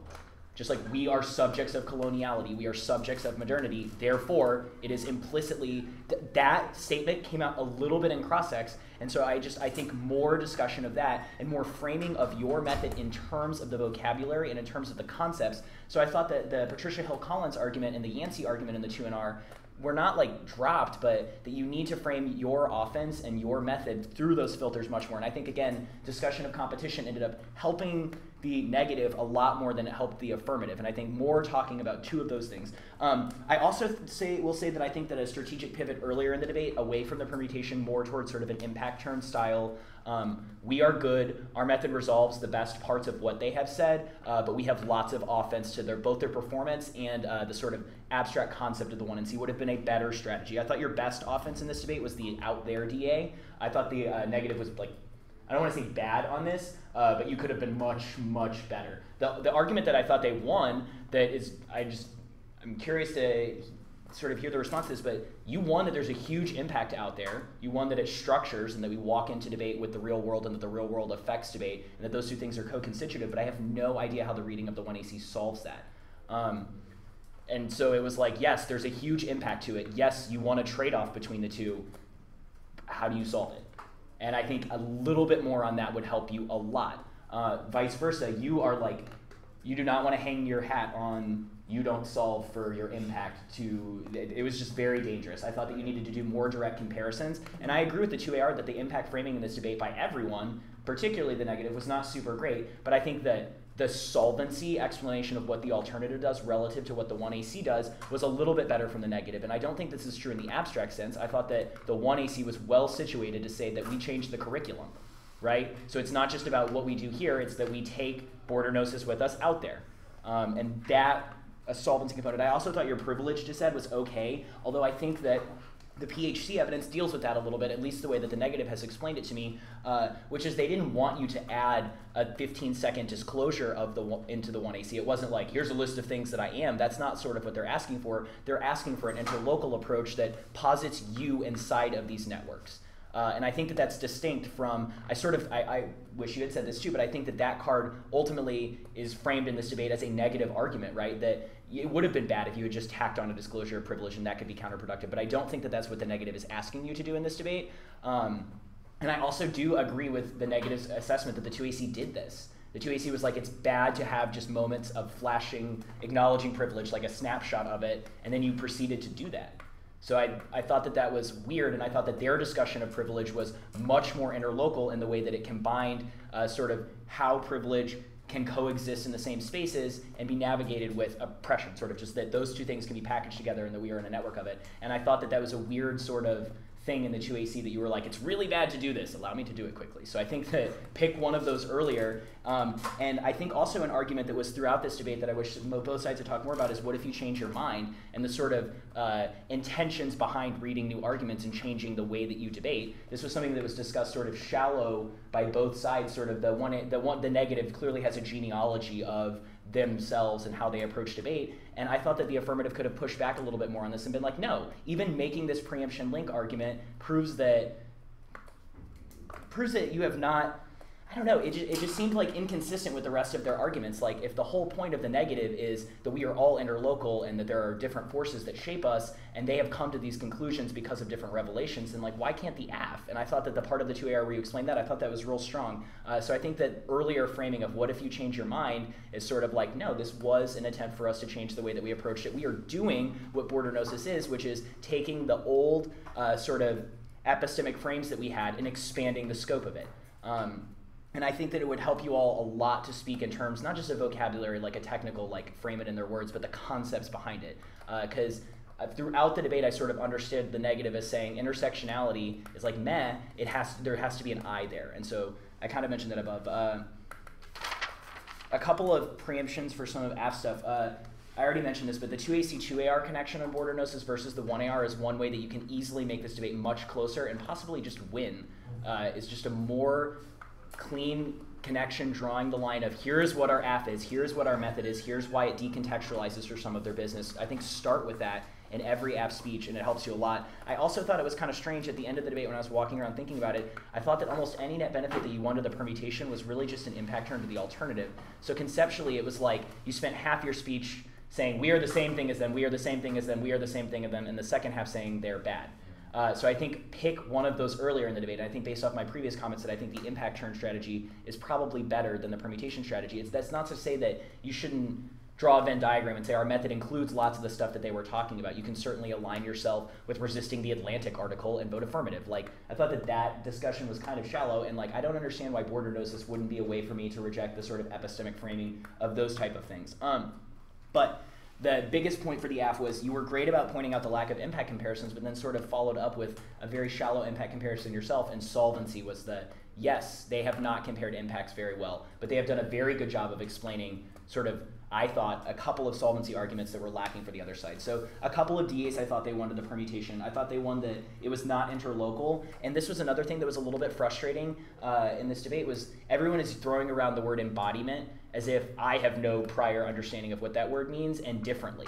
Like, are you talking about like literally being it, being the intersubjective like person there, or just introducing scholarship? Like, I don't know what, these words are being used interchangeably to describe different concepts, and it was very difficult to unpack that. So I don't understand, I really, at the end of the debate, I have less of an understanding of what it means to embody something. Because I'm like, was reading that poem embodied, or was the person who wrote it embodied and your reperformance of it disembodied? Or is your argument about being in a, yeah, I don't know. I thought that more precise use of some of these vocabulary words, and or if you notice a discrepancy between the way that you all are using that word and the way that they are, define it, like unpack it a little bit more. A follow-up sentence that says this is what we mean when we say that would be super helpful in these debates where there's a lot of shared vocabulary, but it still feels like two ships passing the night. I also thought that they won a sort of fluidity disad, that even if we reframe the curriculum to be focused on border gnosis, that sort of the evil forces of all the things out there, all the isms, will simply reframe, specifically in the terms of the way that whiteness rearticulates itself as fluid. And I don't think that this argument really is a DA to the perm or the AF, but I don't think the 2AR answered it at all. So I think the Yancey evidence is something that you need to specifically go to and be like, this, first of all, links just as much. There's no reason why whiteness won't rearticulate itself to say that my alignment with Rashid and the shit that happened to him at CETA is bad. Like, why doesn't whiteness rearticulate that and change? I don't know. So I thought that the discrepancy between the sort of view from nowhere fluidity DA, the link differential between the AF and the neg was almost non-existent in my mind in the truthy sense, but in a techie, like, I don't know what the 2AR said to that, so I don't know what I would say to them afterwards. I also thought that there were these two sort of implicit, more explicit in the block, but definitely at least present in the 2NR of a form versus content argument, and a sort of homogenization root cause argument. And I thought by the end of the debate you had sort of clarified and calcified your position to a degree that I didn't think the homogenization DA made as much sense. Like, I thought the way that the 2AR framed this argument as coloniality is the undergirding apparatus by which all of these things happen, but it doesn't obviously explain every articulation. It doesn't explain all violence, right? That was never our argument. We didn't say that. I think you need to invert that explanation, and that needs to be where the 2AC starts on this, because the 2AC, I think, did make some sweeping impact assessment claims that were like, this is how we understand everything. It influences all knowledge. It influences all violence. So I think that if you want to attach those caveats, doing it earlier in the debate is better. The DAs to the alternative that I thought that they definitely won were the out there DA and the disclosing privilege is insufficient DA, that there's perhaps some problems with the way that you have described interlocal, and that we get too focused on I, and that it becomes a scapegoat for other people to say, well, that person's this thing, so they can't be held responsible for their behavior, and they mentioned it. I thought that both of those disadvantages were insufficiently impacted by the affirmative, and the combination of link argument / just as the permutation that I mentioned above. Again, I think that a more helpful frame for you in this debate, rather than we are that, is that was bad. and we solve a majority of their offense, but you don't even need a permutation, I think, to say that. I think that it's much more trouble than it's worth, and that a better way to do it is to say that border gnosis is interlocal. Border gnosis is about this space. Debate is a border, and there's a border zone out there, right? So you could have framed all of the stuff that you won, I think, much better in terms of our AF solves most of the good parts of what the negative has done, but avoids these sort of 3 or 4 DAs, rather than wasting your time on permutation. How do you think we should discuss competition in our speeches? I am in these debates, I'm a big fan of the argument that it's not what you could have done, it's what you did. The debates about competing methodologies are not about abstract ability to combine things, but rather a reflection on what I saw that happened here. So it's not what you did, it's what you, or not what you could have done, it is what happened. I find that argument very persuasive in these types of debates. And then the out there DA, like I know that you just didn't give them as much of an impact on because 1AC didn't solve the out there. But like I guess what is a way to hedge back on that? I just thought that this was the part of the negative strategy that was the least persuasive to me. Like I care about out there and here. And I felt like you posited a false choice between me aligning myself with resistance to bad shit that happens in debate. You made that a choice for me between here and there, and I think that your argument conceptually from the get-go should not do that. So more of like the sequencing stuff. Maybe sequencing, maybe an explanation of how in here gets out there better would help you a lot. That's certainly something you said repeatedly, but it's not something that I could attach a warrant to. Okay. So like some just like solvency for both sides for like, I don't know, just sequencing would help a lot if you had more warrants or more diverse warrants for why the sequencing of here matters. Because it was sort of just like, you are here. Like, well, I came from there, so like I also care about the shit. I don't know. I think that the key for you all for decontextualizing some of their offense is just from the get-go not making your argument a forced choice between me caring about border violence and the way that coloniality structures knowledge production and bad stuff that happens in debate. If I'd supplanted the perm explanation in the 1AR for an explanation of AF and how they fit into that, would that have been? It would have been a lot better. Like I said, I think that you have all of the tools to win this debate. I don't think that you're missing anything from the 2AC. It is a question, a lot of this of packaging, and some of it is like a little bit of coverage in the 2AR. And so I think that the way that I would re-give with all of these same arguments, you all's speeches, is a big section at the top of each speech that says, this is what we are, because you let them get away a lot, in my opinion, with explaining the AF back, right? You let them package it in particular ways that I didn't think were particularly true, and so you need to push back and decontextualize some of their comparisons and sort of re-explain, this is what the AF is, this is what it solves, this is why that matters, here's what it's not, and then go through a series of their arguments. And I think that our method always included part of these is sort of the implicit permutation is better than an explicit one in this instance, and then use the rest of your time to win DAs to the alt and reasons why they can't solve the case. Which would be like the out there DA, prove why we solve it. The out there DA, the disclosure DA, and then just I think, honestly, the big, and of course this probably would have changed the rest of the debate, but a more explicit answer to this interlocality argument, I think from the get-go helps you a lot. Because I filtered a lot of the debate through that, and that was the part of the debate that I thought you all just did not have much going on. Okay. In terms of like your better on the competition, do you literally mean like permutation competition, or you just mean how there's like tension between like the impact? So all this stuff that I was ranting about, how it shouldn't be a forced choice, how I can align myself, like what I think you should say is that border gnosis is that act of aligning myself, right? All of the things that they have said the alternative accomplishes, not the mechanism of it, not the means, not the method, but the telos of it, what it is trying to get me eventually to result in to do, is what border gnosis does. That's what I mean when I say I think you should reframe the competition things. Like I think the forced choice argument is better for you all in this debate to be like, look, this should not be a forced choice between in there and out there. R1AC recognizes border gnosis is all about recognizing that everywhere is a border, right? That there are places where systems of knowledge production between dominant and subordinate meet everywhere, and the sort of, not metaphor, but like the process of the 1ACs explaining that border gnosis is valuable and important is something that is here and there. And then I think that helps frame a lot of your offerings, because it's not perm do both. It's not align yourself, increase visibility and access to debate and this. It's just like we always were the good parts of that, and here's the bad parts, I think is a more effective framing. And I think honestly like that is a permutation. If that, I mean, it's a packaging thing. I think that focus less on combining the two things and say that we always already were the good parts of what they have talked about, identify what those are specifically, like which parts of their offense you don't want to impact turn, and say we solve that. Border gnosis is a method by which you can come to those conclusions, and here's a couple of things that they can't solve about border gnosis, here's why, and then here's a couple of reasons why their alternative by itself is bad. I think that packaging from the 2AC, 1AR, 2AR, and I think you have all the pieces of that, but you spend a lot of time debating it in a way that is not as persuasive to me, I guess, if that makes sense. So, sorry, last question. The dissonance of the alternative seems like if I would have just made the competition question like competing methodologies, not about what you could have done, it's about what you did, like that would probably take. Yeah, I think that helps a lot with that, and then sort of a little bit more direct discussion with their Lugonis evidence and be like, that's not what PhD is talking about. She's not talking about adding a 10-second I am white footnote to the 1AC. She's talking about putting the I back in that intersection that they were talking about. And I think, again, part of this competition stuff that would help you is framing this as, just like I've just told them, that the AF was always already the good parts, you should say the alternative was always already the good parts of border gnosis. Here's why aligning yourself with resistance to bad stuff and access for everyone in debate is the good parts of border gnosis, but avoids our links and our DAs. I think both teams could reframe it better that way. Like the explicit permutation, I think, is less important in these debates. Awesome. Thank you. Thank you. Good debate, though. Thank you.